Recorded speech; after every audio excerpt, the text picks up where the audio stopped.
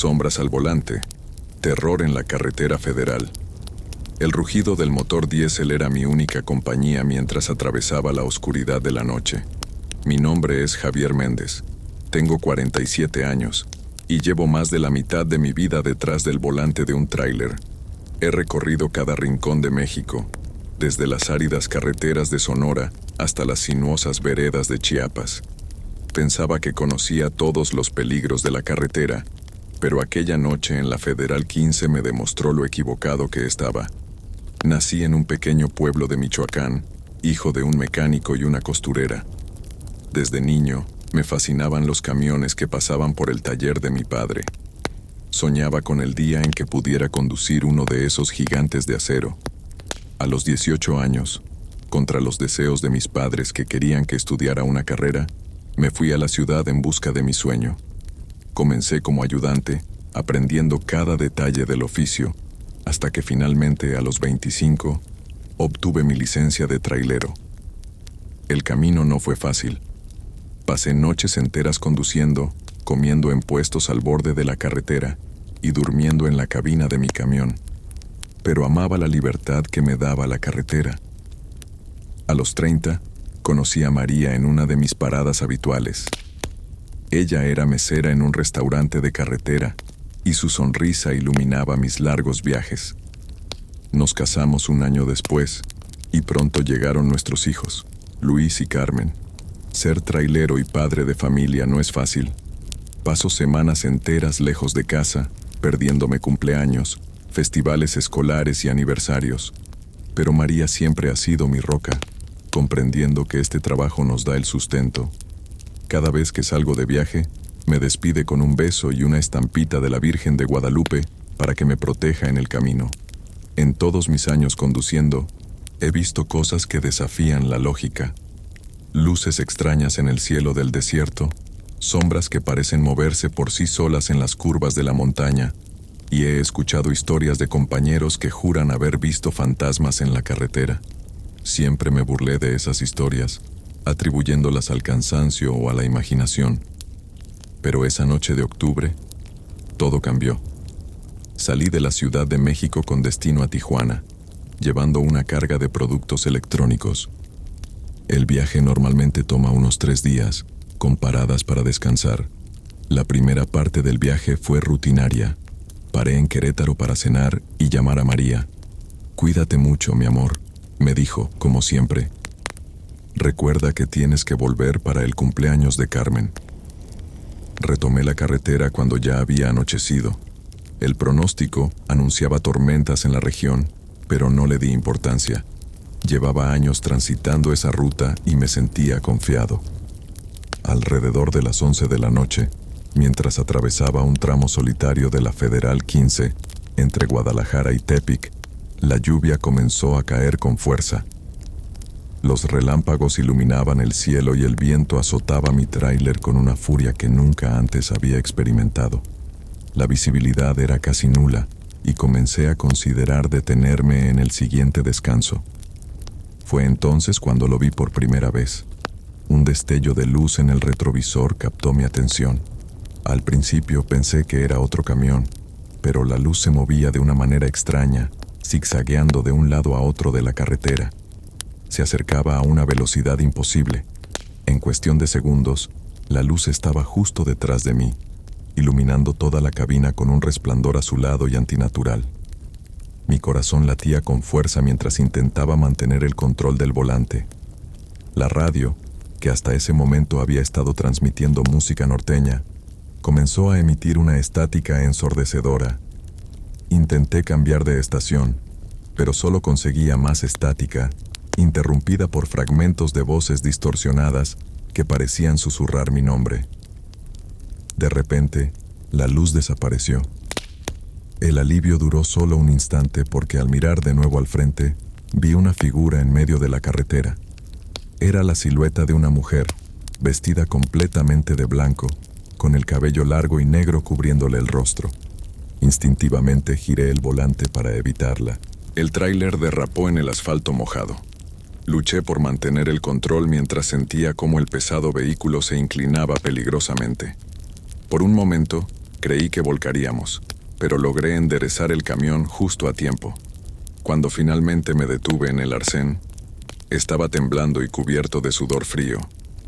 Me quedé inmóvil, con las manos aferradas al volante, tratando de procesar lo que acababa de suceder. La lluvia seguía cayendo con fuerza sobre el parabrisas, creando sombras y formas que jugaban con mi ya alterada imaginación. Respiré profundamente varias veces, intentando calmarme. Fue solo el cansancio, me dije a mí mismo. El mal tiempo y muchas horas al volante te están jugando una mala pasada. Decidí que lo mejor sería descansar un poco antes de continuar. Apagué el motor y me recliné en el asiento, cerrando los ojos por un momento. Fue entonces cuando escuché un golpe suave en la puerta del copiloto. Mi cuerpo se tensó instantáneamente. Abrí los ojos, pero no me atreví a mirar hacia la ventana. El golpe se repitió, esta vez con más insistencia, con el corazón latiendo tan fuerte que podía escucharlo sobre el ruido de la lluvia. Lentamente giré la cabeza. A través del cristal empañado, pude distinguir la silueta de una mujer. Su rostro estaba presionado contra la ventana, y aunque la lluvia distorsionaba su imagen, pude ver que sus ojos estaban completamente negros, sin pupila ni blanco. Una sonrisa antinatural se extendía por su rostro pálido. Un grito se ahogó en mi garganta. Instintivamente, busqué la llave para arrancar el motor, pero mis manos temblaban tanto que no podía insertarla. La figura en la ventana comenzó a golpear con más fuerza, y pude escuchar una voz que no parecía humana susurrando: «Déjame entrar, Javier. Déjame entrar». En ese momento, recordé la estampita de la Virgen que María me había dado. La agarré con fuerza y comencé a rezar como nunca antes lo había hecho. Los golpes en la ventana se intensificaron, y pude escuchar el crujido del cristal comenzando a ceder. Finalmente, logré insertar la llave y arrancar el motor. Pisé el acelerador a fondo, y el tráiler rugió, alejándose del lugar. En el espejo retrovisor, pude ver la figura de la mujer de blanco, parada en medio de la carretera, observándome mientras me alejaba. Conduje sin parar durante horas, ignorando mi agotamiento y el peligro de las carreteras mojadas. Solo quería alejarme lo más posible de aquella aparición. Cuando finalmente llegué a una gasolinera en las afueras de Tepic, estaba exhausto y aterrorizado. Mientras llenaba el tanque, noté que el empleado de la gasolinera me miraba con preocupación. «¿Se encuentra bien, señor?» «Zrenia», me preguntó. Fue entonces cuando me di cuenta de que estaba pálido y temblando. «Sí, solo un poco cansado», respondí, tratando de sonar normal. Pero el hombre no parecía convencido. «¿Viene de la Federal 15?» Zrenia preguntó, bajando la voz. Asentí, incapaz de hablar. «Tenga cuidado en esa carretera, especialmente en noches como esta. Hay cosas que es mejor no encontrar». Sus palabras me helaron la sangre. ¿Acaso sabía algo? ¿Había otros que habían experimentado lo mismo que yo? Quería preguntarle más, pero una parte de mí tenía miedo de conocer la respuesta. Pagué el combustible y me dirigí a la pequeña cafetería de la gasolinera. Necesitaba un café fuerte y un momento para recomponerme. Mientras esperaba mi orden, saqué mi teléfono para llamar a María. Necesitaba escuchar su voz, anclarme en la realidad. Pero cuando intenté hacer la llamada, el teléfono solo emitía estática. En la pantalla, en lugar del número de María, aparecían una serie de símbolos extraños que nunca había visto. Frustrado y cada vez más asustado, guardé el teléfono. Fue entonces cuando noté algo en mi mano. En la palma, donde había sostenido la estampita de la Virgen, había una marca.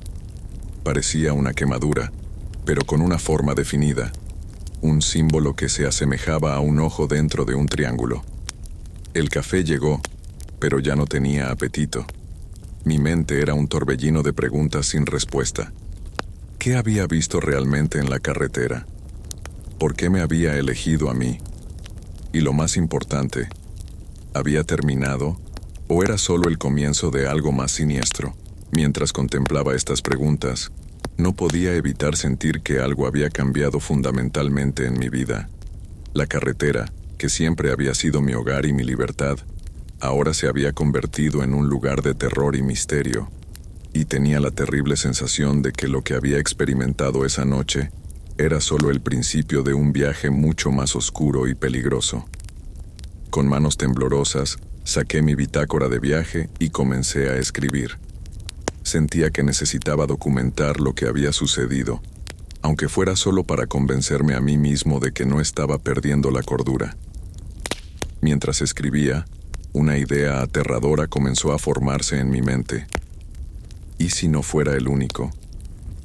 ¿Y si hubiera otros conductores que hubieran experimentado cosas similares en las carreteras de México? Decidí que, a partir de ese momento, empezaría a investigar. Hablaría con otros tráileros, escucharía sus historias con una nueva perspectiva, y sobre todo estaría alerta, porque ahora sabía que en la oscuridad de la noche, en las solitarias carreteras de mi país, acechaban peligros que iban más allá de lo que cualquiera podría imaginar. Con esta resolución en mente, me preparé para continuar mi viaje, pero mientras salía de la cafetería y me dirigía de vuelta a mi tráiler, no pude evitar mirar por encima del hombro, preguntándome qué otros horrores me esperaban en el camino.